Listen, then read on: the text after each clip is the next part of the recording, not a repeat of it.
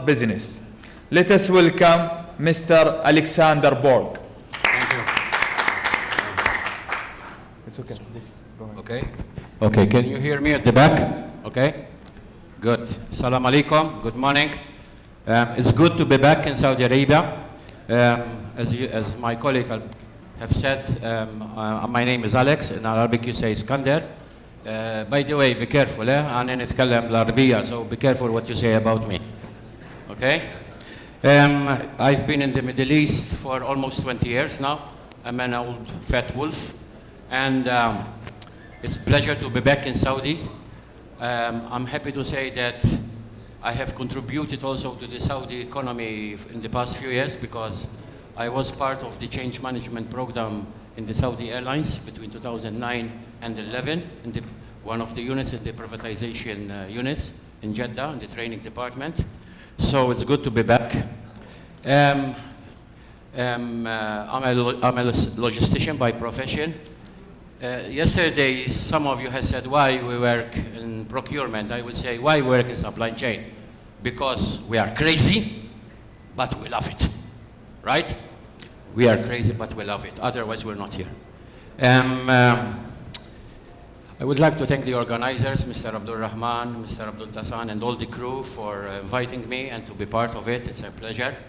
As an institute, we are based in the UK. The Institute of Supply Chain in UK is based in Newcastle. And we have 4 branches, one in UK, which is catered for the UK.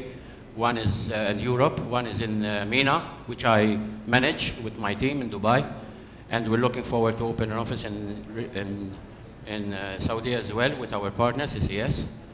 And one is in Kuala Lumpur for Southeast Asia, and the other one is in India.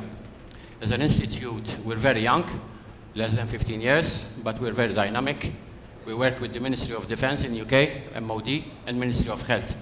And all our programs are approved by Ofqual. We have around 9 sectors of courses. You can visit all the website, it's there. And we're looking forward to contribute to the local economy as well.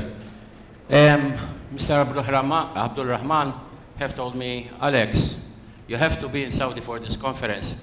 I told him, Mudir, no need to come to Saudi. Saudi came to us in Newcastle because now Newcastle is owned by Saudi organization, right? Anyway, I'm a Man United guy. Unfortunately, I can't talk too much because we are down at the moment. So he's trying to change my mind.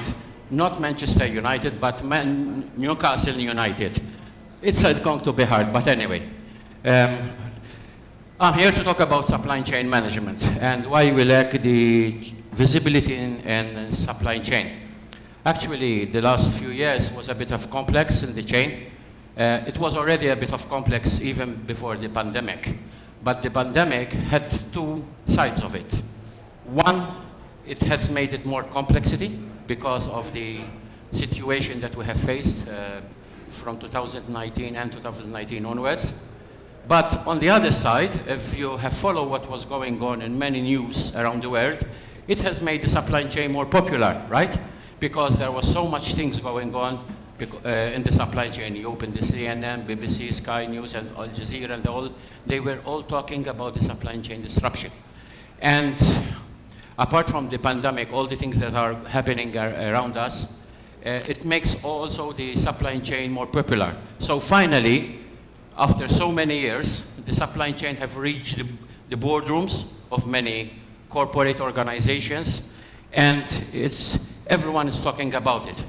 In the old days, we used to talk about transport, logistics, but now we're talking more about integrated supply chain management. People who work in the supply chain management are facing very challenging times ahead because it's becoming more complex. And what I'm going to talk about today is those blind spots into the supply chain. Why? Because it's very complex. One of the gurus we had in UK in the past times in the supply chain was Professor Martin Christopher. Some of you maybe who have studied in Cranfield, you know what I'm talking about. Martin Christopher is a guru in the logistics and supply chain management. He's one of the first people I met when I joined the Institute of Logistics back early 90s.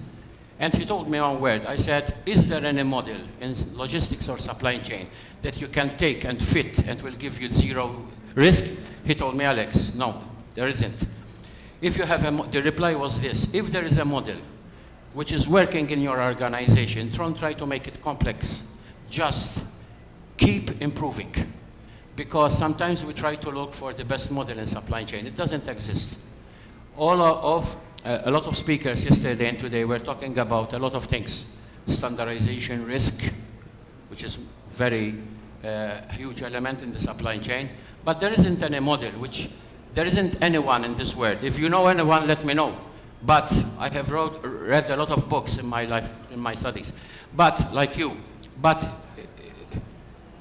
if there is a model which is working for you, it's very simple. Just keep on evolving it and keep on improving it, because that's the way we can do it, right? We try to find the right examples, methodology, examples from other organizations, benchmarks, etc. That's what we need to do. Just keep on improving the supply chain every day, because it's getting complex every day. All right? Okay, that's enough. That's enough. Okay, let me try to. Okay. Today, visibility is not just a convenient system upgrade. It's part of a greater movement to adopt more unified and perspective of the supply chain.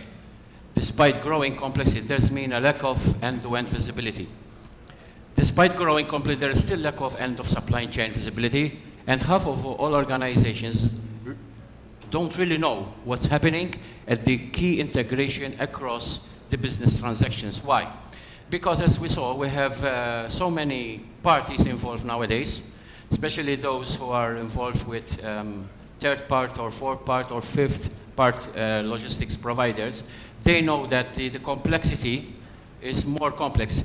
Sometimes there is also a bit of what I call it an understanding between our organization and the service provider, what we expect from them and how they look at us. Sometimes there is not a unified language that we use. It was also discussed in the last yesterday and today to use unified language. Okay, it happens all the time that we set benchmark for the service providers, and sometimes they lack that kind of benchmark. So we need to find those blind spots which we lack sometimes in the supply chain. And with so many service level requirements, constraints and disruptions, it's become more enormous task to keep track of all the movement and parts, how they affect the outcomes.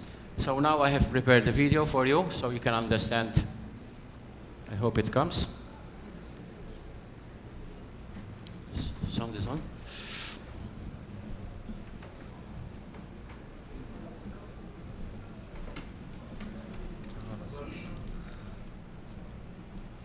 مش محول.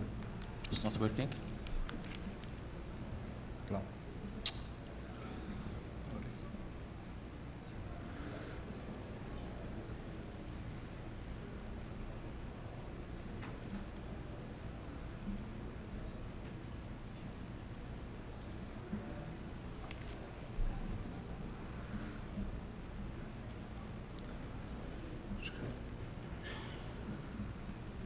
Yes.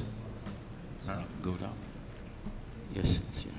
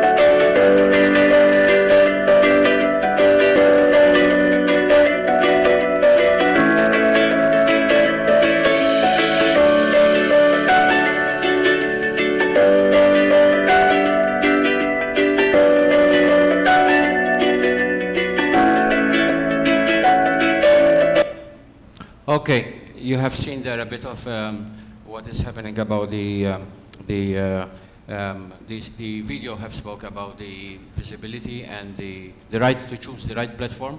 We have so many software providers nowadays. Choose the best one to make sure that you have total visibility in your supply chain. There was time when analytics dashboard would have sufficient to secure a centralized views of the data, as well as we set the report on some KPIs. Today, such a system barely scratches the surface of what business needs to prospect run complex global supply chain and customer service. International operations are exposed to environment and political change. We are talking about the internal and external forces, and therefore a lot more uncertainty than small and local run business. As business expands globally, they also combine multimodal. Not all technology supports every mode of transport, leaving companies to struggle with limited visibility or as civilized silo solutions. As they scale, this goes tenfold for logistics service to buyers who manage some still number of various supply chain for their customers. What do I mean by this? I mean that as more complex we become, more challenging the situation is. Okay? This morning, even yesterday and this morning, the speakers have talked about supply chain collaboration. You're going to hear it all the time. And this collaboration issue has been going on for a number of ages. And this is one of the solutions, I will call it, to work with all the third parties, all the parties involved in the supply chain. Okay? We have to make it more complex it is. More simple models we need to make sure that we understand each other. Okay? That's the most important thing. Sometimes who are involved in training, who are involved in education and training, you go into a class and you ask a simple question to all the delegates involved in the training room, and you ask them, what do you understand about supply chain, or what is the objective of the company within the supply chain? And believe me, sometimes you get different answers from the delegates. So bottom line, what you need to do is first to lean all with the same mindset to understand what is supply chain, especially if you're doing training or discussion in the group in the same organization, and then you need to create the same language so they can understand where they are and where they need to go with the right strategy. Okay? Companies are reaching out. Yesterday, I have seen the operation about the mining and other presentations. KSA now is a global player, has been always a global player in the world and becoming more. So it means that there are more players involved in the modes of transport between KSA and the Kingdom and other countries around the world. So it means that you're going to bring more service providers to import or export and other parties. It means that it's becoming more complex, right? So basically, we need to find ways and means how to work together and speak the same language and align all together. Companies are based on vertical or horizontal situations, okay, based on networks and et cetera. Each business process doesn't exist in vacuum. Therefore, it's part of a greater ecosystem, lacking one version of the truth as well as a contextual insight into how much upstream and downstream flows affects one another negative.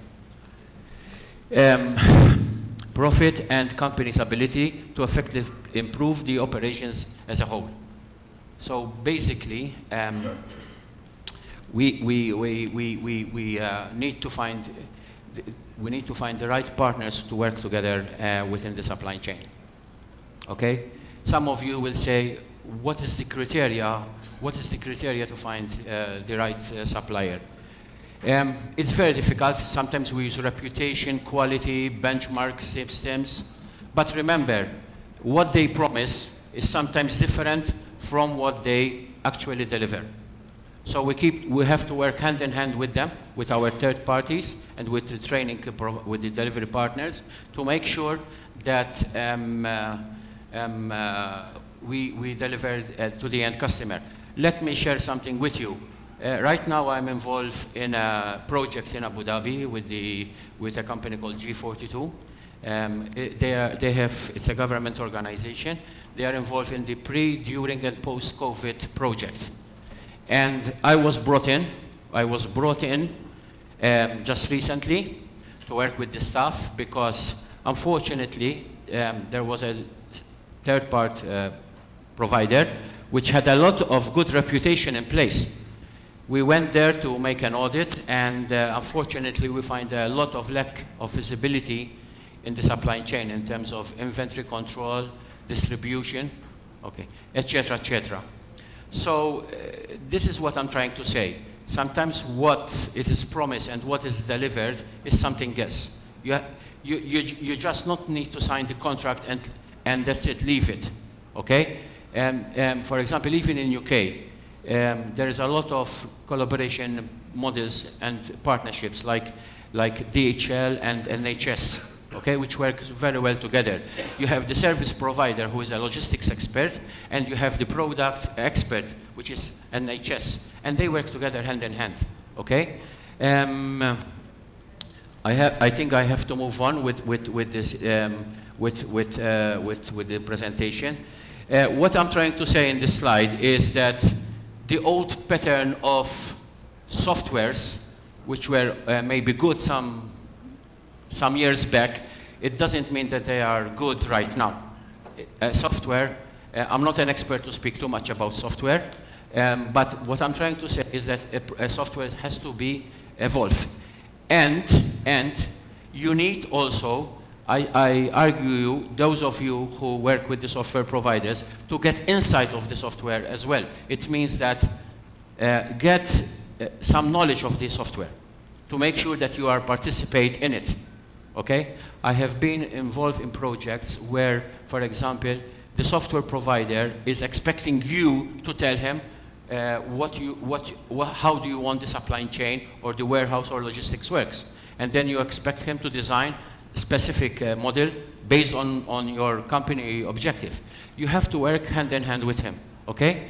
And, okay, I have to work on the last part of my slide is looking for a robust end-to-end supply chain visibility solution. Yes, supply chain visibility has significantly evolved from a buzzword in logistics circles that refer to track and trace capabilities to more of a holistic solution that extends host and third-party locations. Growing customer demand, supply chain complexity, and business networks are redefined what it takes to optimize the supply chain and consistent achieve high standards and disruption and end. Thank you very much for your audience. Okay.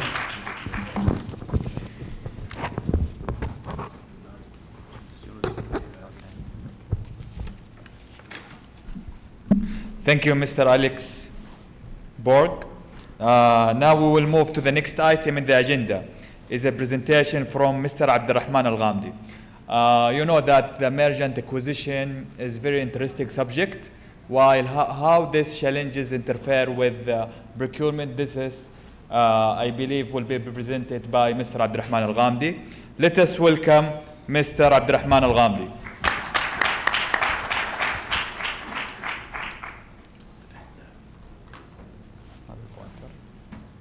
أسعد الله صباحكم جميعا. في البداية حاب أشكر أبو سليمان والدكتور محمد العنزي على الدعوة وعلى الاستضافة وعلى الترتيب الرائع صراحة.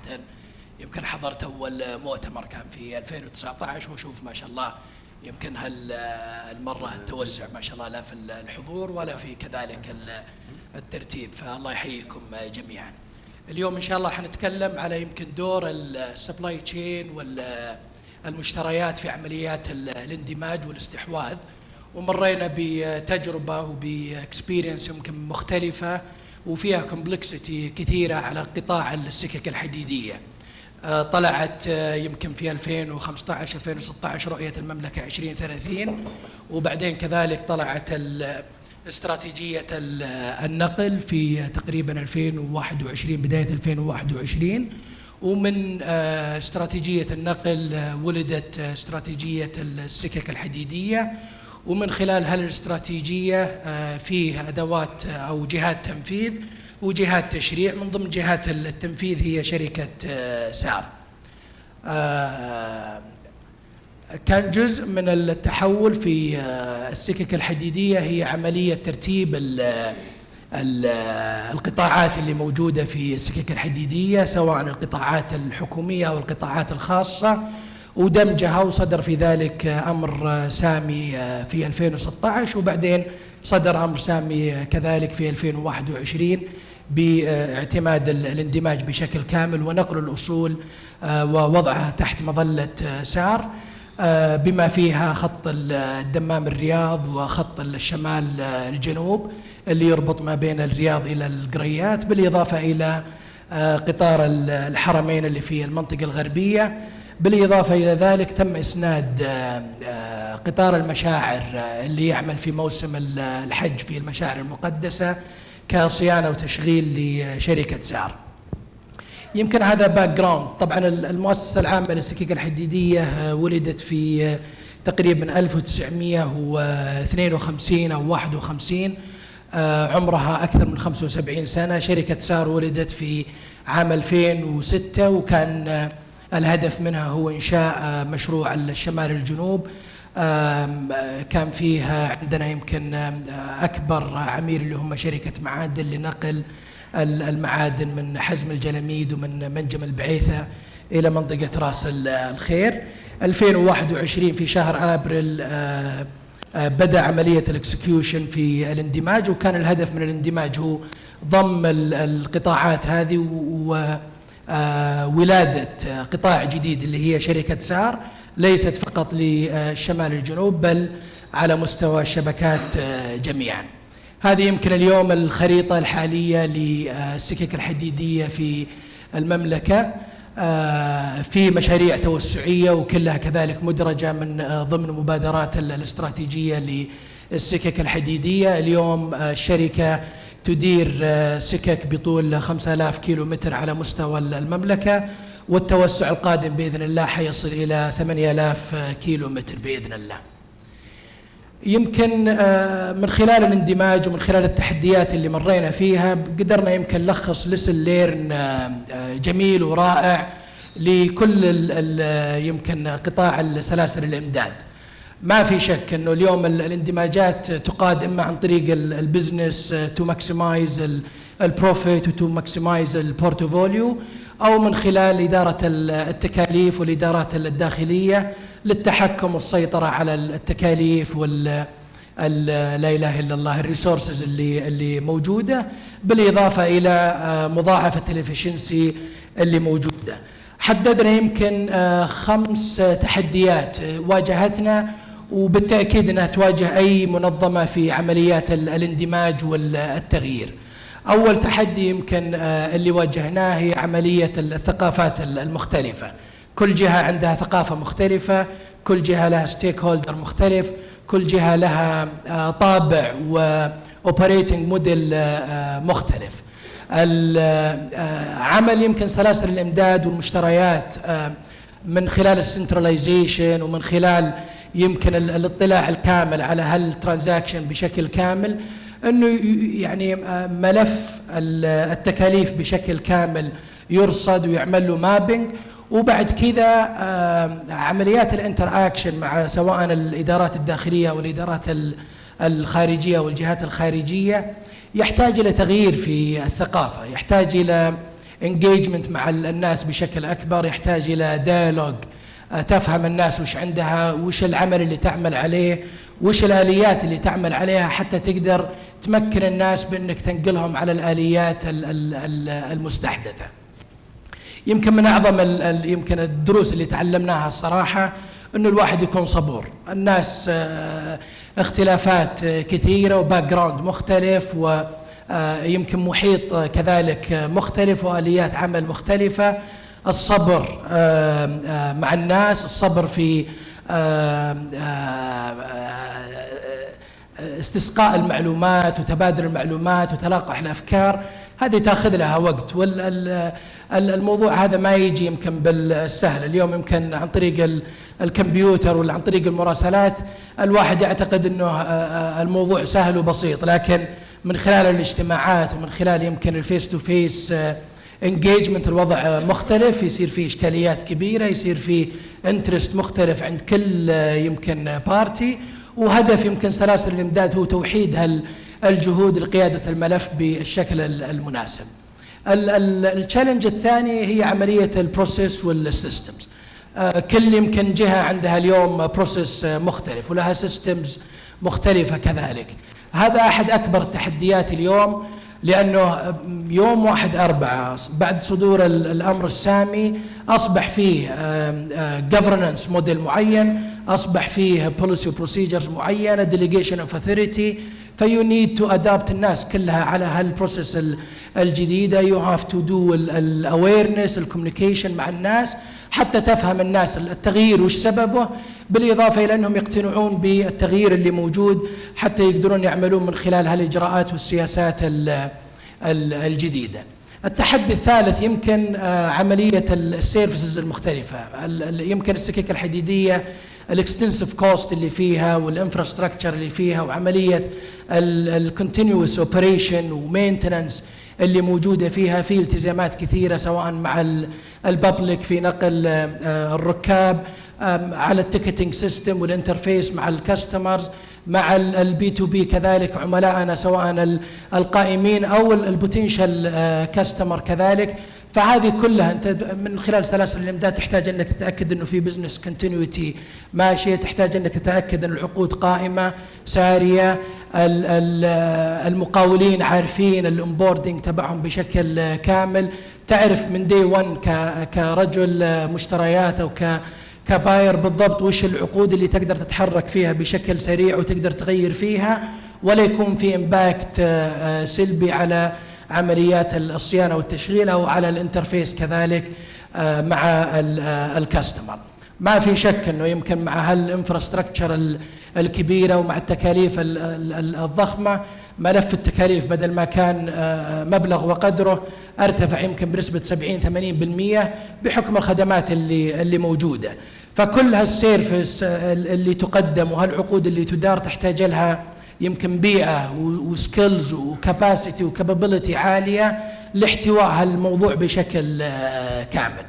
التحدي يمكن الرابع هي عملية الداتا أو البيانات. اليوم يمكن كل الجهات تعمل من خلال البيانات اللي موجودة، وكل جهة لها طريقة وآلية وستاندر في عملية البيانات اللي موجودة. فاليوم من خلال الاندماج اليوم يمكن يعني بعد ما طلعنا على السيستمز اللي موجوده اكتشفنا انه الكاتيجوري موضوع بشكل مختلف، الشارت اوف اكاونت مختلفه، عمليه المابنج اللي موجوده ما بين البزنس وما بين الادارات الكوربريت مختلفه تماما. ومن هنا جاء دورنا تو يونيفاي الداتا هذه. تحتاج انك تجمع الداتا بشكل كامل، وبعدين يو يونيفايد الداتا، يو ستاندرايز الداتا، التمبلتس، السيستمز هذه كلها، وبعد كذا الباك جراوند والهيستوري تبع الداتا والسكيل سيت اللي تحتاجها تو اكسبلور الهيستوريكال داتا كذلك. هذه فيري امبورتنت حتى ما تفقد الهيستوري اللي كان موجود. يعني عندنا هيستوري في الدمام عمره 75 سنه وارث كبير وارث غير بسيط ابدا، الحمد لله قدرنا نتمكن من البيانات هذه وقدرنا نعكس اللهم لك الحمد البيانات حتى نقدر تساعدنا في سواء الفيزابيلتي في الفيوتشر او عمليه السورسنج وعمليه كذلك الكوميونيكيشن مع الموردين وعمليه الالتزامات كذلك اللي موجوده. الانفنتوري ويمكن ما يخفاكم عمليه الانفنتوري، كل جهه وكل شركه وكل يمكن قطاع له آلية وله فلسفة في إدارة المخزون. في يمكن بيست براكتس، ولكن البيست براكتس هذا ما ينطبق يمكن على صناعات مختلفة مثل صناعة السكك الحديدية بحكم يمكن موقع المملكة وبحكم بعد يمكن سلاسل الإمداد اللي تدعم عمليات الصيانة والتشغيل. من دي 1 عملنا الفاليديشن على مستوى الانفنتوري بشكل كامل، عملنا الكاونتنج، عملنا الفالويشن لعملية المخزون حتى نتأكد انه في البالانس شيت كذلك المبالغ اللي تطلع هي مبالغ صحيحة ومبالغ اكيوريت. حولنا هالتشالنج الحمد لله الى يمكن فرص، وقدرنا نستفيد من هالاندماج حتى نحقق يمكن واحدة من اهداف الاندماج اللي يمكن الاندماج جاء بثلاث اهداف. واحد من الاهداف عمليه الكوست والاوبتمايزيشن والافشنسي، وكان يمكن الورك ستريم هذا بشكل كبير ما بين البزنس اكسلنس وما بين السبلاي تشين درايفنج هالورك ستريم. على مستوى العقود الحمد لله قدرنا نعمل كونسوليديشن على مستوى العقود بشكل كامل، وقدرنا نطول اوبريتنج موديل لهالعقود، قدرنا نحقق من خلاله الحمد لله سيفنج لا على مستوى الديماند نفسه ولا على مستوى السبلاي. اليوتيلايزيشن تبع الانفنتوري احنا يمكن نشتغل سكك في الشرق وسكك في الشمال، قد يكون في اختلاف على مستوى بعض السيستمز، ولكن معظم يمكن الفليت والاسيت اللي موجوده متشابهه. قدرنا من خلال الديتا اللي موجوده واكسشينج الماتيريال ما بين النتوركس اللي موجوده. السبيس اوبتمايزيشن كذلك للمستودعات، قدرنا ندمج المستودعات بشكل كامل ونحطها في مركز واحد، ونخلي المركز الرئيسي هو مثل الهب، وصار عندنا سب ستور كديستريبيوشن يونت. وقدرنا الحمد لله يعني نطلع مساحات أكثر من يمكن 28 ألف متر مربع قدرنا نفرغها في مناطق ذهبية نقدر نستفيد منها من خلال القطاع العقاري لعملية الكوميرشاليزيشن للريال استيت. الفيزابيلتي كذلك للانفنتوري، كل جهة يمكن كان لها اتيتيود مختلف. اليوم يونيفايد الاتيتيود، الابروش صار واحد، البلاننج صار واحد، وقدرنا الحمد لله نعمل كوست افويدنس على مستوى الديماند بشكل كامل الحمد لله. عملية يمكن اليوتيلايزيشن للسكيل سيت، ناس مختلفة، سكيلز مختلفة، باك جراوند مختلف، اديوكيشن مختلف، قدرنا الحمد لله ندمج السكيل سيت اللهم لك الحمد. وقدرنا يعني من ضمن الشغلات الوير هاوسنج اوديتس، هذه كنا نعين مثلا طرف ثالث كل سنه يجي يعمل هالاوديت وول تو وول حتى نتاكد من الاكيورسي. اليوم قدرنا نولد الحمد لله اوديت تيم موجود عندنا في الشركه يعمل عمليه الاوديت على الوير هاوسنج. طورنا الحمد لله الكاتيجوري مانجمنت بشكل كبير، اصبح اليوم عندنا كاتيجوري مانجمنت استراتيجي على مستوى يمكن البيج سبند ايتمز اللي موجوده عندنا، بالاضافه الى الانفنتوري اوبتمايزيشن. كان يمكن عندنا تارجت في سلاسل الامداد رقم يعني يمكن يتجاوز ال 800 مليون ريال كتارجت على مستوى الاوبتمايزيشن. قدرنا الحمد لله نحقق هالتارجت بنسبه 80% الى اليوم. احنا لنا تقريبا سنه و4 شهور او 5 شهور في الاندماج، والحمد لله مكملين في الاوبتمايزيشن باذن الله حتى نحقق الهدف بشكل كامل. يمكن هذه الجيرني اللي قدرنا نعمل من خلالها في عمليه الاندماج، وقسمنا الستيجز في الجيرني لثلاثه ستيجز. الستيجز الاولى او الستيج الاول كان قبل الاندماج، قبل دي 1 بشهرين بدينا في عمليه الهاند اوفر، بدينا في عمليه الاكسس للسيستمز، بدينا في عمليه يمكن الامبوردنج والمابينج تبع الامبلويز. وضعنا انترم بروسيس، كم باقي؟ يلا خلاص. وضعنا انترم بروسيس كذلك لاول 90 يوم حتى نضمن عمليه كفاءه العمل، بلس انه وضعنا انتجريشن بلان وتشينج مانجمنت بلان بشكل كامل. اول 90 يوم بدينا في الهاند اوفر، بدينا في الامبوردنج، بدينا في الانترم بروسيس فعلناها بشكل كامل، بدينا في الانتجريشن تبع الديتا، وصار عندنا الحمد لله ولدنا السينرجي بلان على مستوى السبلاي تشين. الستيج الثالث كان عمليه الاكتيفيشن يمكن البلان بشكل كامل. البوليسي والبروسيجر عممناها وتحولت من انترم الى بيرمننت بوليسي بروسيجر. كونسوليديشن مع الكونتراكترز والفندر بشكل كامل والراشناليزيشن. وبعدين بدينا كذلك في عمليه التريننج والتشينج مانجمنت، وبدينا في تفعيل الاكسكيوشن للبلان تبع السينرجي.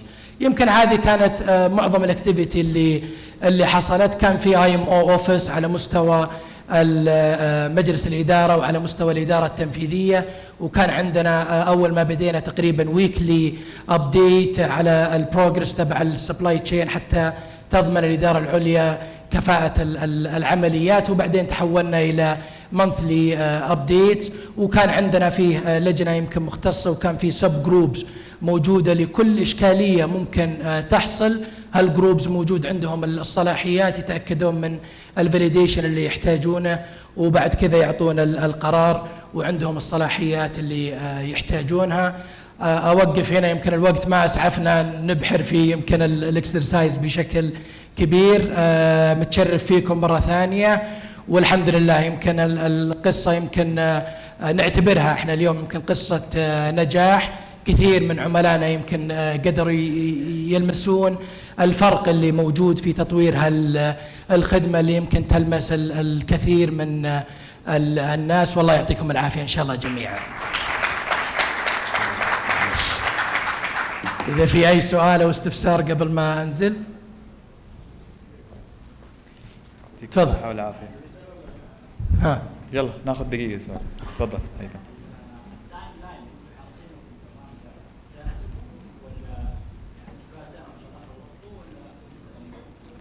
هي عملية مستمرة.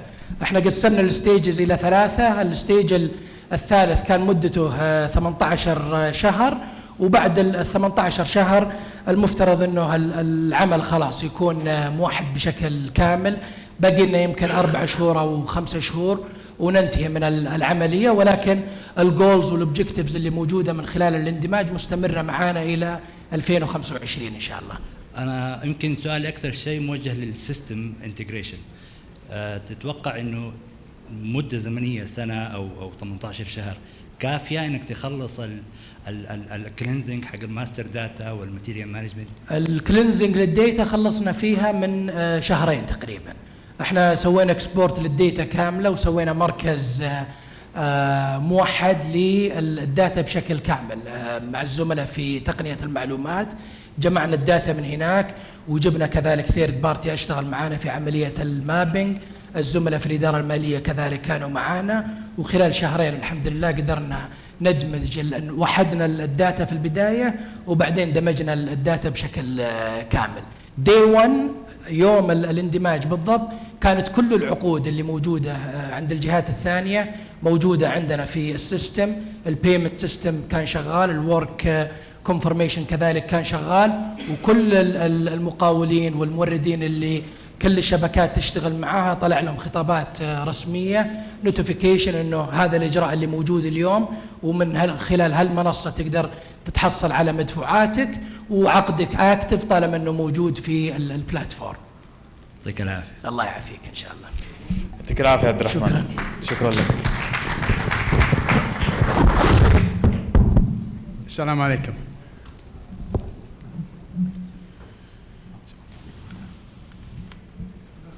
في سؤال بارك الله فيك. أشكرك على الطرح وعلى الإيضاح، لكن في نقاط حبيت أضيفها. الآن بالنسبة إلى متابعة التمكين اللي هو السعودة الكاملة في قطاع الريلوي، بالإضافة إلى السنترلايز لقطاع الغيار، وعلما بأن في خطة لربط مدن المملكة كلها في القطار. كيف وضعتوا من ضمن الخطط اللي وضعتوها ونفذتوها؟ حقيقة كان عمل جبار، لكن كيف ننظر للمناطق الأخرى اللي هي كان من ضمن الخطط توصل لها القطار؟ لأن بالحالة هذا حيوفر عامل حيوفر جهد وحفاظ على الانفايرمنت والطرق البعيدة هذه للشمال أو الجنوب. شكرا. طبعا مثل ما ذكرت أنا اليوم يمكن السكك اللي موجودة مداها 5000 كيلو متر، ومتجهين إلى إن شاء الله 8000 كيلو متر بإذن الله. هل الإكسبانشن اللي حاصل مدروس بناء على التوسع العمراني، بناء على الفرص الاقتصادية اللي موجودة سواء في جدة يمكن أحد والاثنين القادم بإذن الله.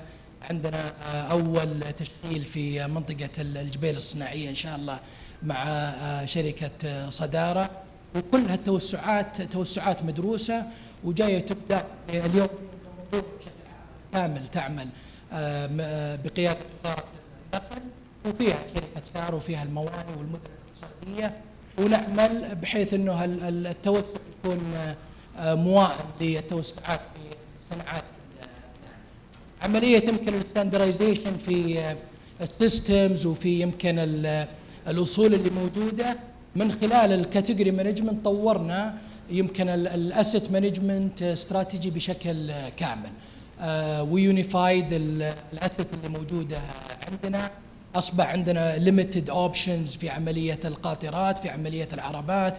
سوينا موائمه كذلك على مستوى قطع الغيار، على مستوى السكيل سيت اللي موجوده في مراكز الصيانه، وعلى الانفراستراكشر كذلك اللي موجوده.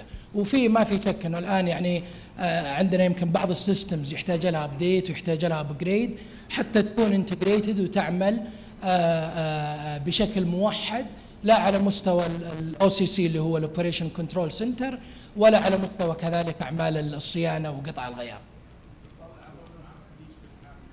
تمام؟ باذن الله عندنا يمكن محادثات مع الاخوان في قطر وفي الامارات وفي عمان، وكل هالمشاريع راح ترى النور ان شاء الله قريب. يمكن اخواننا في الامارات قد بدوا، الان احنا يمكن في المراحل الاخيره ان شاء الله في عمليات الدراسات والتصاميم، وباذن الله تنطلق. لان هي راح تخلص مسافات بعيده حقيقه لسلامه البشر اللي هي السيفتي في الدرايفنج على اللونج ديستنس والمناطق هذه. فعلا راح تشعر الناس في امان كامل في التنقلات بين المدن او بين دول الخليج او مكه والمدينه. ما في شك. افضل ما ان يكون الطرق تمشي في الليل او ما في شك. انا شاكر لكم قدر لك الله يحفظك على الايضاح. تسلم. وكل التقدير والشكر لك. وياك. شكرا. يعطيكم الصحه والعافيه. انا اعرف انه عندكم اسئله لعبد الرحمن، لكن عبد الرحمن ان شاء الله راح يكون متواجد معنا. لو كان عندكم اي اسئله زياده فقط الليميتيشن تبع التايم.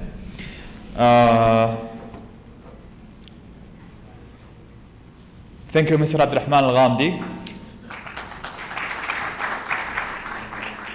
Now we will move with the next presentation from Mr. Samir Ahmed, who is Managing Director at Intertech Crystal, talking about importance of integrating sustainability in procurement and supply chain. Let us welcome Mr. Samir Ahmed. Thank you. You can hear me? You can hear me clearly? So. Okay. Assalamu alaikum. Good morning, everyone. Indeed an honor for me. This is my second time with our colleagues, Mr. Abdurrahman of ECS, Latifa, and all the colleagues of CIPS, of Supply Chain and Procurement Society of Saudi Arabia, and the fellow speakers, some of our good friends here. So thanks for hosting us again. I will be talking about integrating sustainability in supply chain and procurement, and why it is important for us. So without putting any time into it, let's discuss the context. Let's understand why this subject is important today. And I really appreciate ECS team and the technical team of this conference, because you have set the presentations in a flow of discussion, in the flow of the message. Alex talked about blind spots. Abdurrahman, our good friend, he talked about the challenges you may face during mergers and acquisitions and when your business is expanding. And I'm going to explain you why sustainability is important for procurement and supply chain, why we should integrate it into our process. If you see the context, you won't be surprised with this. We are at a tipping point. Look at what's happening across the world. Environmental disasters, business disasters, financial breakdowns. If you look at the stakeholder mapping today, consumers globally are demanding for sustainability. Employees are increasingly asking companies to demonstrate their sustainability promises. They want to work with companies which are sustainability driven. And a recent research was telling us the young graduates coming out of universities before they join a company, they actually go online and see CSR reports, sustainability initiatives of that company, because they see this is how their future is aligned. CEOs, leaders are increasingly concerned on the organization's sustainability footprint, and they want to integrate this. Investors are more vocal about the sustainability performance of the company they're going to work with, who want to put their shares, or they want to have an acquisition or mergers. Governments, regulators have been more broadly embracing legislation. And society as a whole is evolving. There's a lot of sensitivity and awareness of sustainability concerns in society today. So we are at a tipping point. Let me share with you some facts here. 92% of business leaders acknowledge that some part of their supply chain will receive a poor sustainability rating if it was fully audited. 92%.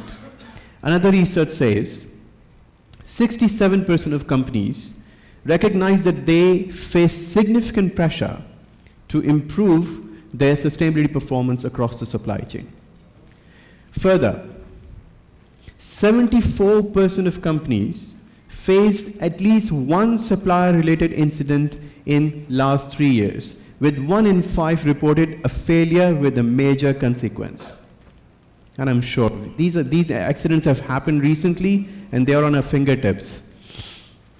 And you will be surprised with this one also. 61% of companies are not knowing the extent to which the suppliers are outsourcing their work. Do you see the problem here? Do you see the magnitude of problem? The companies are not aware, they are working with the ABC supplier, but they are not aware that this ABC supplier is actually outsourcing the work further, and who this can be have an effect on your performance. This is what Alex was saying, blind spots. This is how we are operating today. Your supply base, your production base, distribution, retail. Do you see the number of complexity, the number of players involved today in our dynamic supply chain, and the complexities here and the risk over here? Now, so that was the context. Now let's connect the message of my paper over here. Importance of integrating sustainability in procurement and supply chain. Some of you are taking photographs here. Some of you are recording this. This is completely fine, okay? You can do that. But I understand Abdurrahman and ECS team, we will be sharing a copy of presentation with all of them, yeah? So you will have an access to the copies of these slides, so feel free to share further. You have all permission from our side to share further with your colleagues, with your network, so that the message can be further circulated. So, importance of integrating sustainability. If we look at this procurement process, and I'm sure we all are proud of our profession of procurement and supply chain, because let's see the effect of procurement in the organizations. You affect economy, you affect environment and society with your procurement decisions. What you buy, how you buy, who you buy from, how delivery happens, how bought goods and services are used, can have an enormous influence on everything from business performance to environment to reputation of your business, stakeholder relationships, as well as your employee well-being. A little more message around principles of sustainable procurement. Accountability. If our colleagues here from Saudi Railway, if they are working on a project and they are hiring contractors and subcontractors, accountability remains with them, and they need to understand that that's where they are liable of the performance of their contractors and suppliers. The next thing, ethical behavior, akhlaqiyat. We need to understand that we are responsible of our acts and our actions on the ground. Transparency, keeping things visible to all and not hiding any challenges or any problems. Demand planning, only buy what you need. Only procure what is required. So you do a smart demand planning, and our colleagues were discussing here on right digital systems for this, and fair and a full and fair opportunity for all. Continual improvement. So these are the principles of sustainable procurement, and we need to build our system around it. If we go further and we identify the key principles in more detail. So managing risk as we understand with the heading, it's identifying, prioritizing, and managing the risk. But the second thing comes is addressing sustainability impacts. When you identify the risk, you prioritize them down or identify sustainability impacts of all.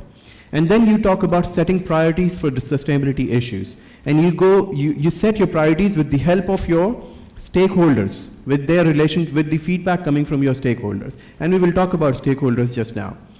And then you exercise your influence. Our colleagues sitting over here are from Ma'aden. I can see some of our friends are here from Sabiq, from Tasniya, from Saudi Railway. Your influence is huge. If you set some rules that this is how our supply chain should work, no matter your tier 1 supplier, tier 2 supplier, or a subcontractor, we need you to follow these things. Do you see the influence you can have on across the supply chain and eventually on the society? So exercise your influence and don't be part of the problem. Don't be complicit.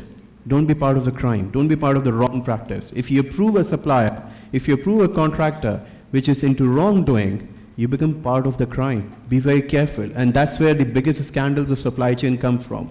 So we need to be very careful on these aspects. If we look at stakeholder mapping, I actually wanted to ask you all, if I am into procurement, who are my internal stakeholders? What do you think? Give me an answer. Sorry? Everyone from the business, from the organization, is your internal stakeholder. If you do a little, see what's in the theory, it says your top management. And what we have done is we have explained how they are your stakeholder. Your procurement employees, your specifiers, those who need a product, production QC employees, your sustainability and QHSE teams, these are your internal stakeholders. Now, when these are internal, who are your external stakeholders? What do you think? Well, there's the finance also there. Who are your external stakeholders? Suppliers and regulatory body. Very good. Give me more. Society. Very good. Customers. Exactly. Shareholders. Amazing answer. Sorry? Suppliers and their suppliers also. Yeah, the whole chain.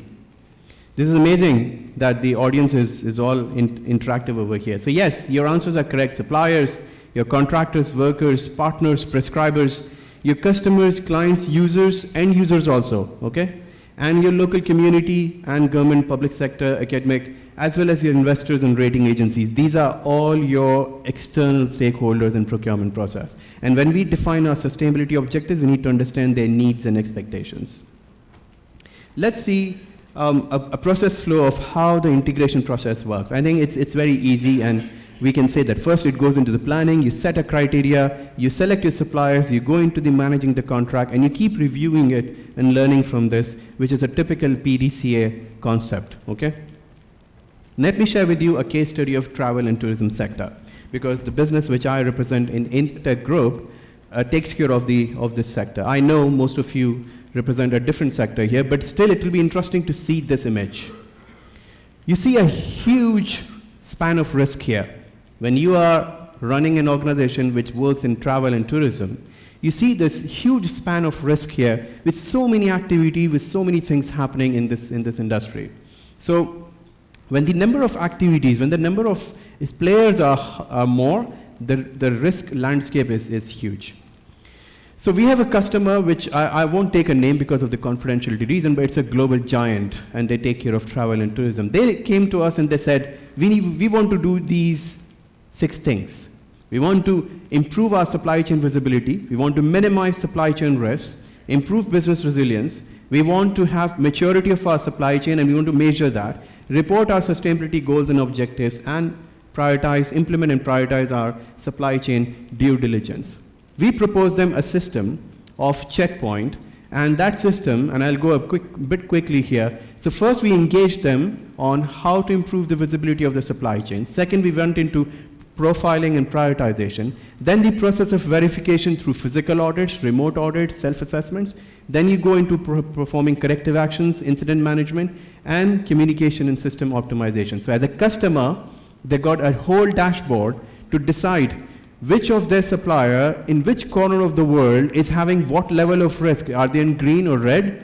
on a digital platform sitting in one corner of the world, they can decide can they work with this contractor or supplier or not, and what are the risks, sustainability risks in the process.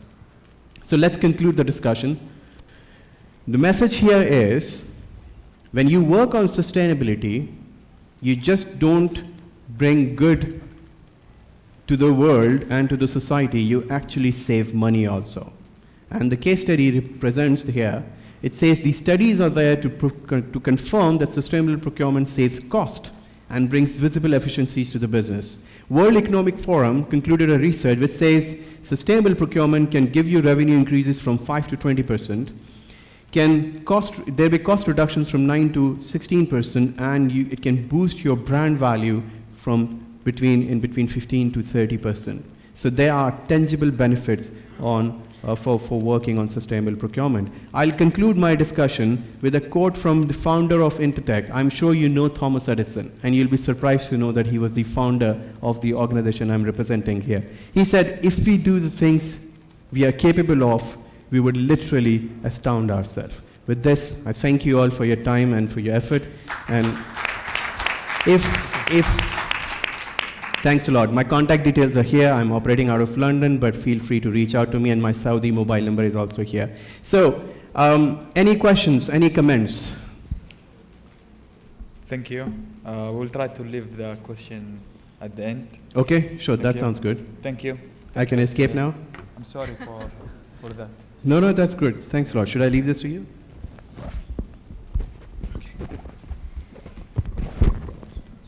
Thank you, everyone.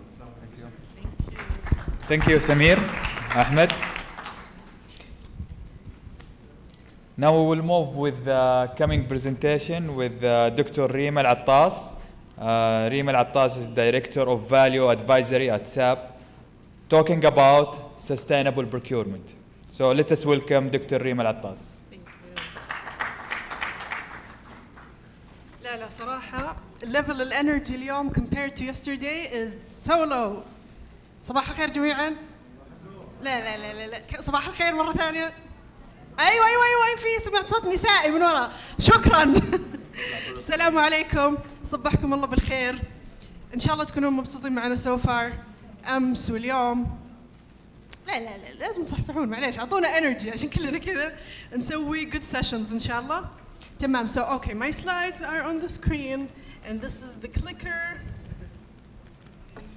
Just give me 1 second before I start. يعطيك العافية يا عبد المجيد. طيب, I have a small question for you. طبعا زي ما حضراتكم شايفين التوبيك. أول شيء صوتي واضح ولا صوت واضح؟ Okay. We're talking about procurement, sustainability in procurement. Mr. Samir just talked about sustainability. I'm going to talk about sustainability. And let me ask you, actually, when you came here to this conference yesterday, what did you notice about the water bottles? من اللي قال glass? Perfect. Thank you so much. ليش glass? ماني سامعة. عشان إيش؟ في حد قال صح. Sustainable, excellent, because it's sustainable, because plastic is harmful to the environment. So thank you so much. So let's assume actually that yesterday after the conference you went downstairs to Starbucks and ordered 1 iced coffee. جاتكم iced coffee missing one thing. إيش هو? Thank you so much. Missing plastic straw. ليش? Because again, plastic is harmful to the environment. Plastic is bad. Which actually gives us an indication that sustainability is important. That's why we have Mr. Samir, who came all the way from London to talk about sustainability, and I came all the way from Riyadh to talk about sustainability again. But ليش sustainability is important? Why is that? هي موضة. Okay, أنا فاهمة. It's a trend now. But في أسباب مهمة. أول شيء, it actually protects our environment, it protects our globe, it preserves the natural resources that we need in order to survive, in order to continue our living. It's actually necessary for our children to keep growing, and we need sustainability to improve our ecosystem as a whole. So let's get started. All right. So actually, in Saudi Arabia, sustainability has been at the heart of Vision 2030 since its inception. Saudi Arabia is now ushering in a new era as the kingdom aims to reach net zero by 2060. This announcement is in line with wider Vision 2030 ambitions to accelerate the new energy transition, achieve sustainability goals, and drive a new wave of investment. As Mr. Samir just mentioned, investors, regulators, consumers, employees, everyone is demanding responsibly derived products and services with a smaller environmental footprint. Reducing global emissions, waste, and social injustice requires a full life cycle approach with enterprises at the forefront.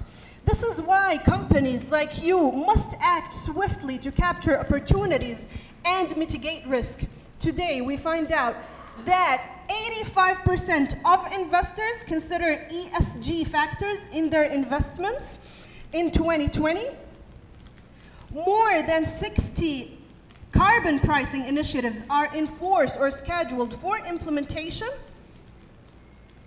Organizations in the top quartile for diversity among executives are 36% more likely to achieve above average profitability, and there exists 7 times faster growth of sustainable consumer packaged goods. Finally, we have 80% of CEOs expect sustainability investments to produce improved business results in the next 5 years. As you can see here, sustainability is no longer a nice to have, but it's a business mandate. اوكي لما اجي اسال حضراتكم ايش تعريف السستينابيلتي؟ ايش تعريف الاستدامه؟ How do you define sustainability? Can I hear some thoughts? هو في تعريف مكتوب يعني cheat and tell me. في تعريف موجود في الكتب. This is the definition. Oh sorry. Oops, what happened? Let me just go back to my slide.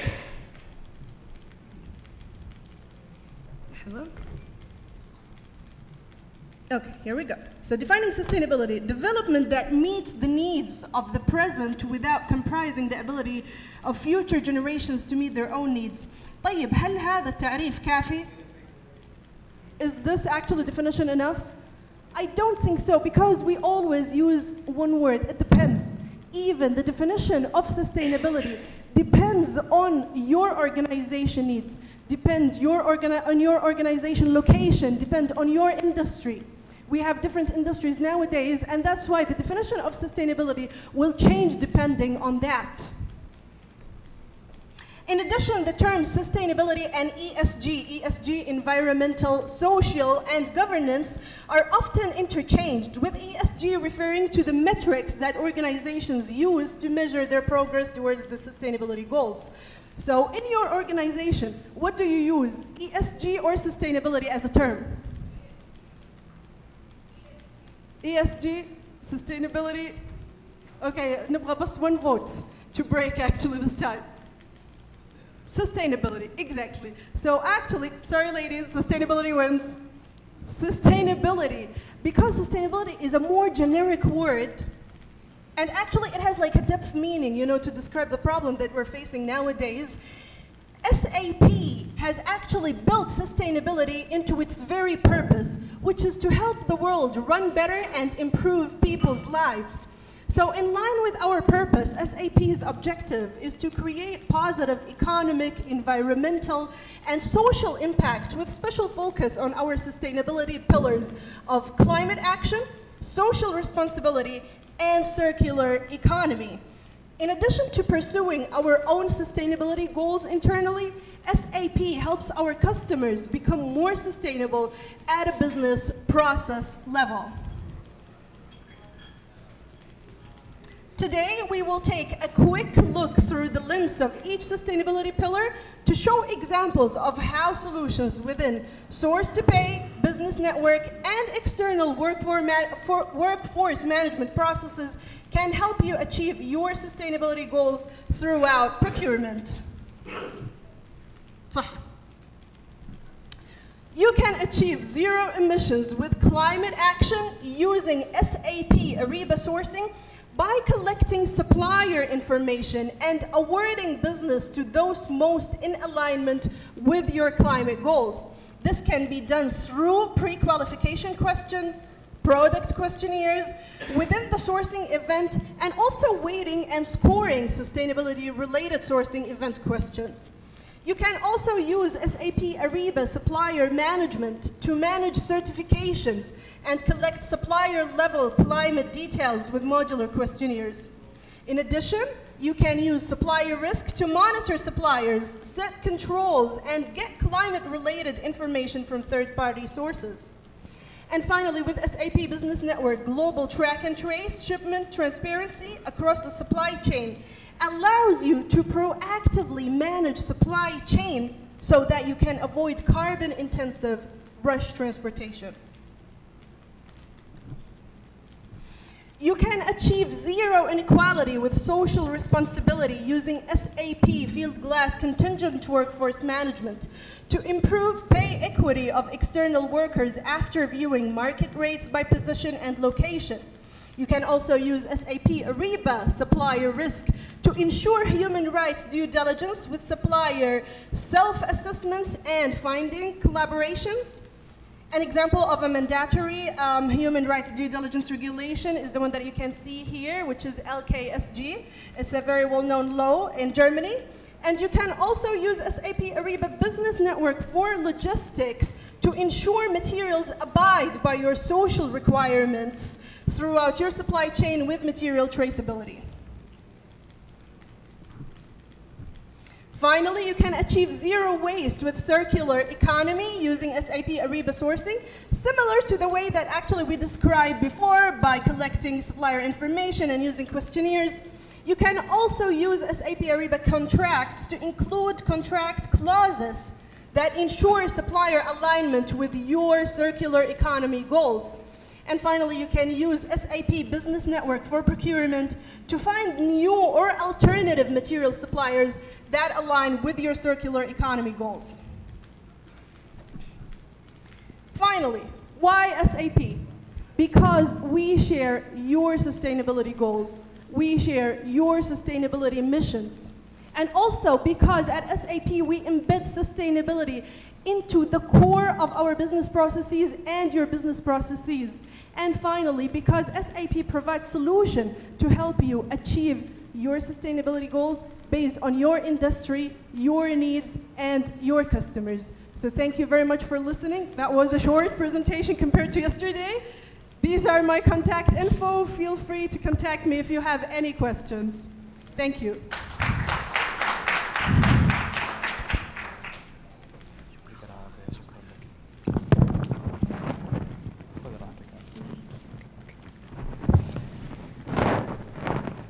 Okay, thank you, Dr. Reem. Just a general question. I need just to check how many coming from outside to Riyadh. I mean, out of Middle East. Just to check, out of Middle East first. Okay. 4, 5. Okay. Okay. What about coming to Riyadh within KSA, but coming from? Ooh. Okay, mashallah. Okay, more than 50%, 60% even. طيب. Thank you, Dr. Reem. Now we will move to the next item in the agenda. Is a presentation from Mr. Mohammed Al-Rashhi, who is the procurement director at Arasco, talking about challenges and trends in procurement. Thank you very much. But, let us welcome Mr. Mohammed Al-Rashhi. السلام عليكم. صبحكم الله بالخير جميعا. يمكن البوينتر.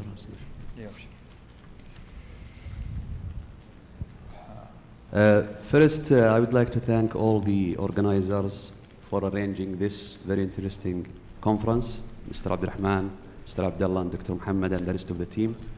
And we are happy to hear that this conference will be again next year, inshallah.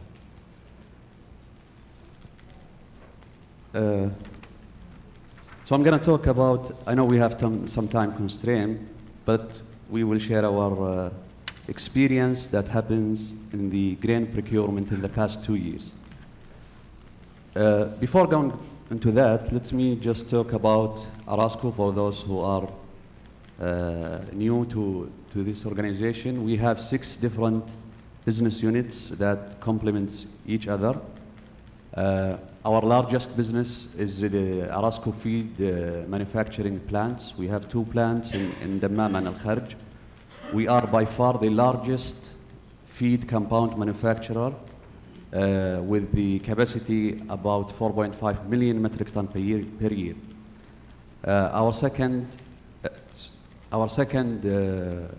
business is the Arasco Foods.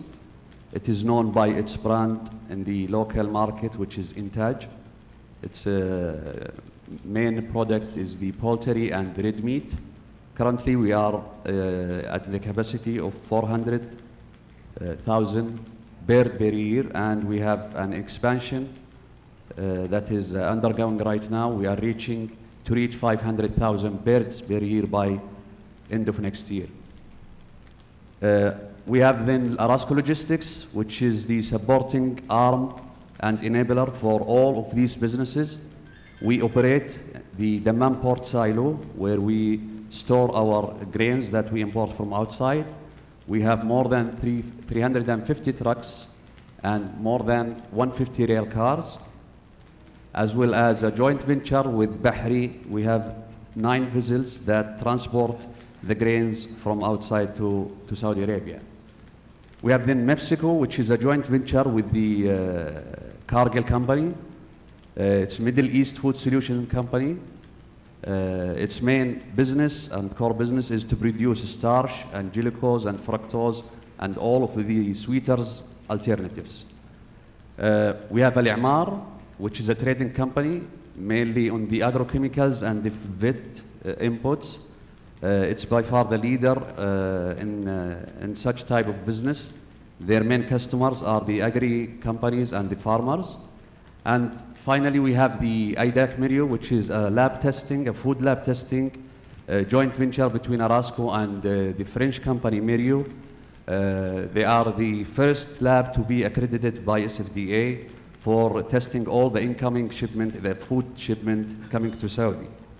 So just to have it on the bigger picture, as we said, we almost in every component of the Saudi food plate, our businesses complement each other. Arasco, since establishment, tried to synergize its businesses between one another. For example, you can see here, we ship our own raw materials that is imported from outside through our own vessels and logistics vessels. Then we have the handling facility at the Dammam Port Silo, where we discharge and store our material. Then these materials are being transported to our feed manufacturing plants in Kharj and Dammam. The product of the feed manufacturing is going to the food, which is the poultry business. We have also the Al-I'mar and the Mexico. They are benefiting from the raw material and handling. And as you can see, the served industry and markets in each one is listed here. Since we are 100% dependent on the imported materials, Arasco needed to have a robust supply chain in order to succeed and sustain. We import all of our materials from outside, and we are going to talk about the strategy of that and why Arasco decided to depend on the import. But having a full supply chain solution was essential to maintain the sustainability of the supply chain. So as you can see, we import from South America mainly and North America using our own vessels that are partnered with Bahri. Then we have a partner from the Port Authority, Saudi Port Authority in Dammam, where we store and manage our material. Then we have partner with the SRO at that time, now SAR, in transporting our raw materials to the feed plants in Al-Kharj to produce our products.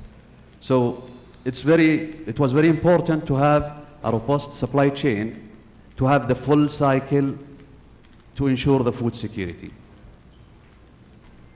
So again, since its establishment in the 80s, Araska knew the scarcity of the water resources in Saudi Arabia. Therefore, it decided to heavily depend on the import and embed the supply chain operating model within its businesses. Then it expanded over the 6 businesses just to overcome the difficulty and scarcity of water resources in Saudi Arabia. Therefore, the mission continued to be to support the food security in Saudi Arabia specifically and in the region overall. Before I go to the grain, which is the main topic of this presentation, I wanted to share with you a recent transformation we had in procurement, since this is a procurement event. You know, in a group organization, there is a question that is always asked, whether the procurement should be decentralized or centralized. And in my opinion, there is no right or wrong for this. It depends on your organization, the industry you are in, the operating model you are running. Arasco, prior 2020, in procurement, it was decentralized.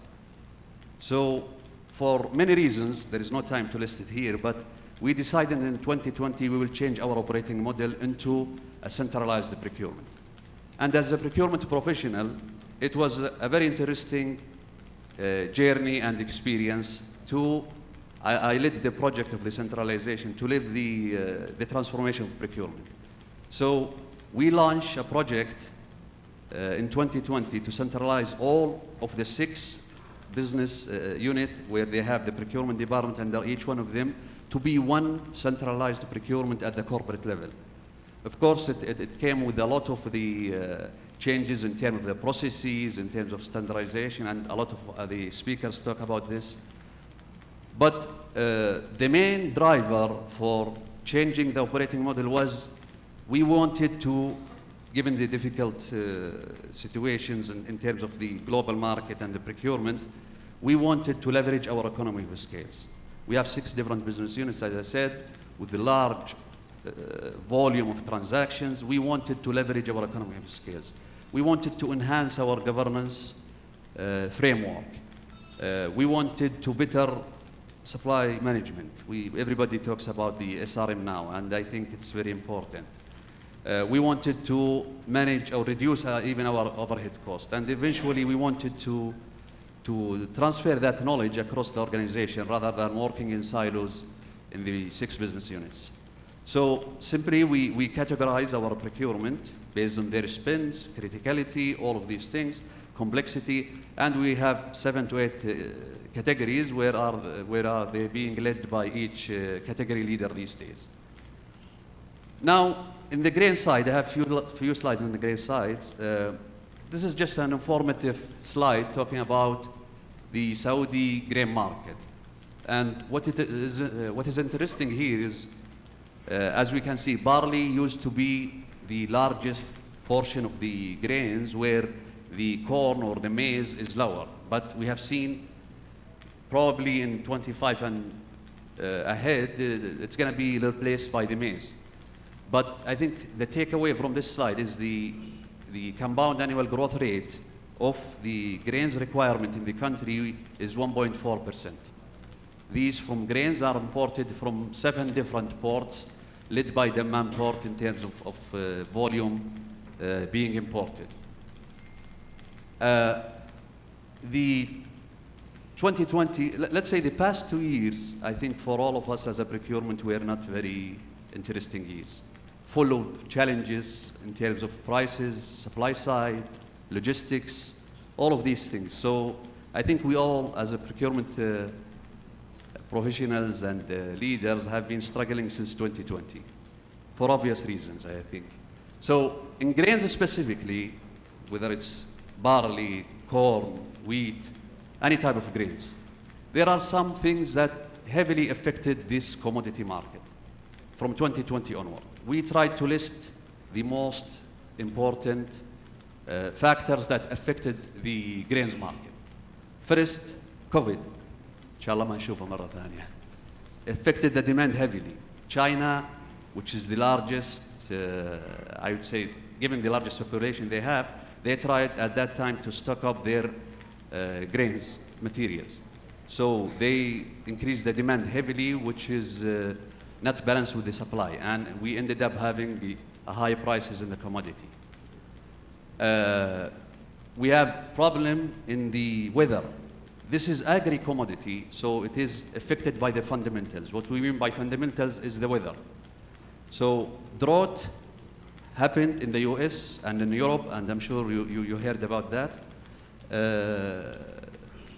for the first time since years. So this changes, now whether it's climate change or not, we are not here to discuss that, but this affected the supply side. And we can see this is US crop forecast, compare for the 2020 and this year May and this year August, and you can see the decline in the production or the forecast of the production. So the drought play a major impact on the supply side. Inflation, of course, ethanol production in US, because US is the largest producer of corn, which is our own main raw material, and corn is being used currently in the ethanol and the energy. So once the ethanol industry increase, there will be demand on the corn as well. So this will increase the demand, the supply remains a challenge, the prices will increase. The conflict in Black Sea, so I'm not sure some industry are not affected by that, but we are, because we are an agricultural business. And the challenges in the freight rates affected or caused by the fluctuation of the oil prices. I want to give just one example. This is corn, by the way. I'm sorry, there are dates here are not shown, but I'll try to explain it. This is corn price from 2017 to 2022. So you can see here that the prices remains somewhat, there is no big difference or big impact except for the seasonality, which is normal in such material. But you can see the spike increase and the continual of the increase given by the causes that we mentioned earlier. So the COVID, the Black Sea, the conflict, the drought, all of these had affected the price of one of the major grain material globally and continue to increase its price. So commodity or agri-commodity is very volatile since 2020. I wish I could give you an advice on how to control these prices, but there isn't.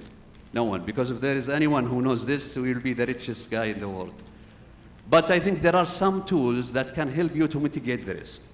So we'll try to list down some of the tools that can help you decide in this volatile market to manage your risk. So even countries and organizations started to invest heavily on the risk management tools. We have seen it with our strategic suppliers, this is globally, just to try to mitigate the impact of grains risk. The demand, it's very important to notice that the demand is increasing while supply remains a challenge. So, and we have seen it in the inflation. People who are economists or something, they know that the demand, they try to push the inflation down, but the demand is increasing. We have problem in the agriculture that the supply, we have a scarcity of the supply. Now in grains, in today's grains market, hedging and speculations are keys. So there is, unlike before 2020, reports are not supporting the decision making for many reasons that we discussed earlier. Now, one of the options is safety stock preservation. So we took that option in Arasco, and countries, not only organizations, have taken this approach by increasing their safety stock just in case of any abnormal condition happen in the future. Material alternativity in feed industry, maybe this is I would say this is a flexibility for us, because in feed industry you will need to have the animal nutrition value in the raw materials that you are using. So you have an option to alternative the material. So you have alternatives of the material you can use. So when you, for example, see a material X that is, there is a shortage of supply or a price increase on that material, our R&D or R&I, research and innovation team, will look for alternatives material that will give you the same nutritional value, and it's available in the market. So this is something the feed industry enjoy, other than the food industry. Finally, I think from yesterday presentations and today, everyone is talking about the SRM. And I think it's not an option anymore in procurement. It's become a must.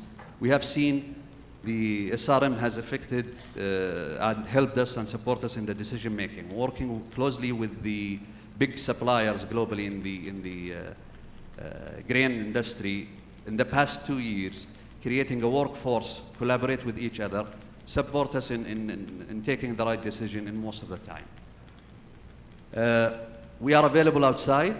If you have any question, we'll be happy to answer you. Other than that, thank you for listening.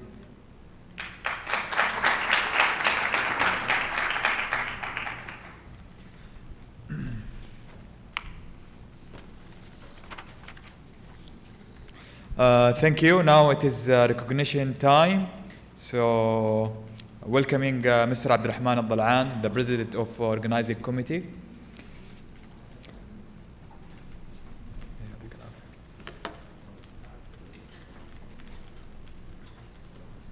Let us welcome Mr. Alexander Borg.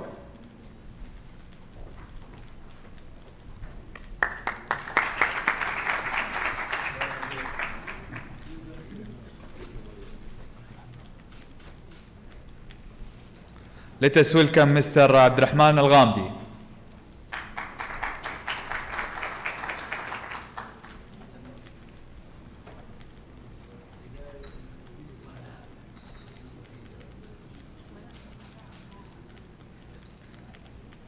Samir Ahmed.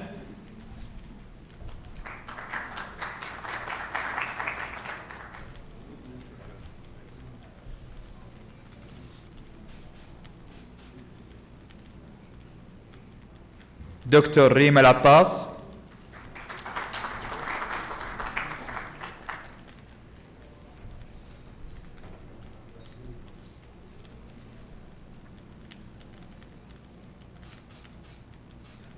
And Muhammad Al-Rajhi.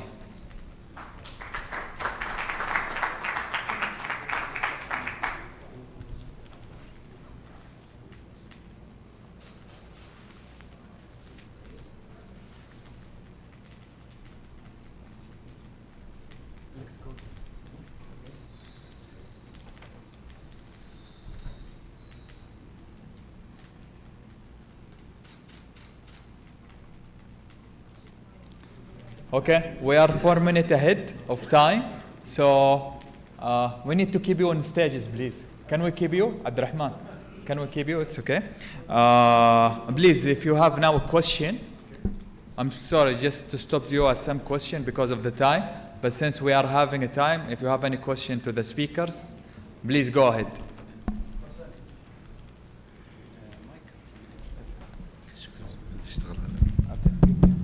الحقيقة مو كويستشن، هو طلب من الأخ عبد الرحمن الغامدي والأخ محمد الراجحي. حقيقة تكلموا عن success story، والsuccess story هو transformation. الأخ عبد الرحمن تكلم عن success story transformation في مجال سلاسل الإمداد في شركة سار، والأخ محمد تكلم عن success story في مجال المشتريات في أراسكو. I need them to speak in English, huh? Okay. Two gentlemen talked about, the very successful stories about transformation in their divisions. Abdurrahman talked about, the transformation, about his division in the supply chain in SAR, and Muhammad talked about his success story in the transformation of his procurement in Arasco. My request to you guys, we need to make workshops in the supply chain and procurement society for the procurement society members, really to learn and to benefit from this success story. This is my request to you guys. Shukran. Thank you.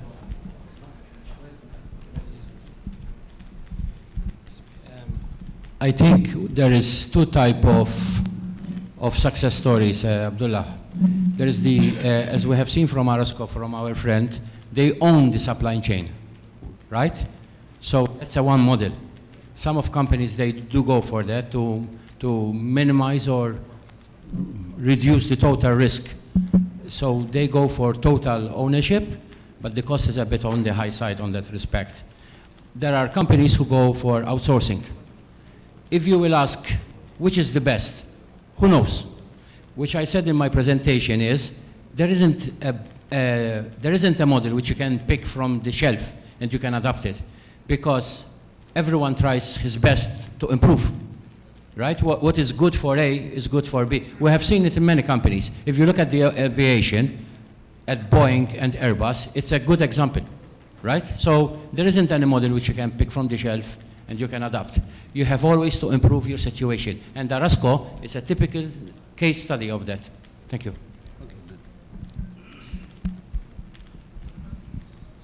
Thank you, Mr. Abdullah. To your request, we will be happy to share our journey in the transformation. I think we have a lot to share and lesson learned from this transformation in the procurement. When we say procurement, maybe unlike SAR and the supply chain, we have a different operating model in procurement and supply chain. But we have seen many lessons learned in the procurement, and we'll be happy to share with the Procurement and Supply Chain Society our journey in the procurement. Our pleasure, Abu Saleh, inshallah, to conduct a workshop for the entire exercise of the merge.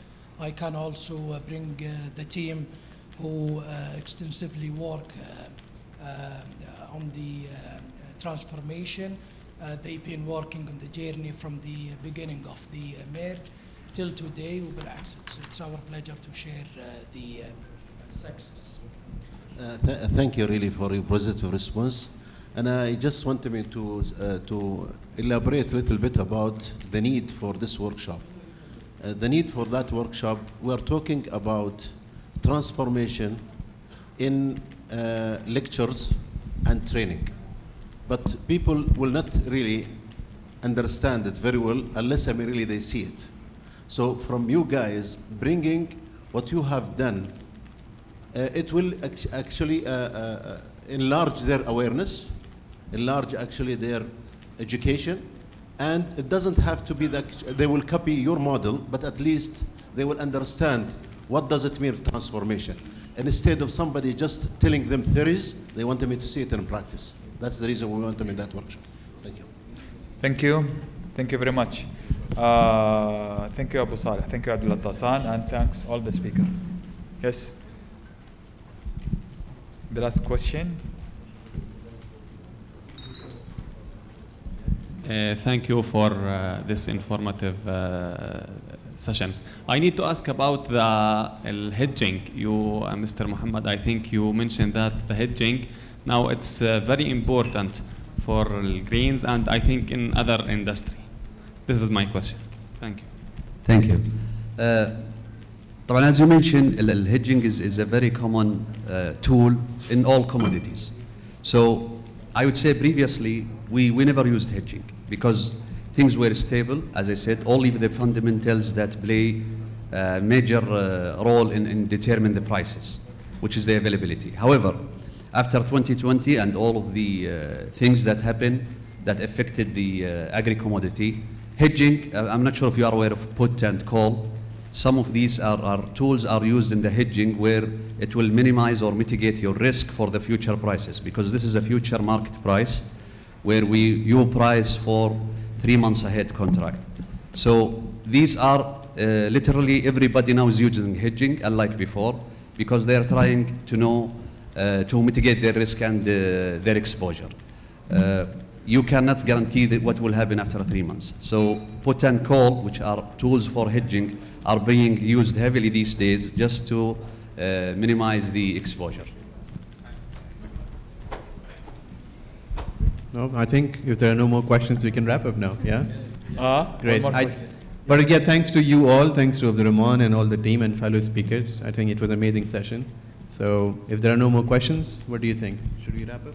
Well, thank you very much. I think now we are under big pressure to do something better in future. I think from all this discussion we have seen today, that still a lot of things to be learned. We have seen terms being utilized. I studied it before. Now hedging being utilized, a good example. Abdurrahman mentioned something very, very good. Every time he talk about SAR, I learn something. Intertech, our partners here, they can talk about ISO, they can register you, they can evaluate you, and they can help you very much to improve your processes on the system. So I'm not talking about the Intertech, but I really appreciate their work, plus other people like Saleh Al-Suwaiti and others.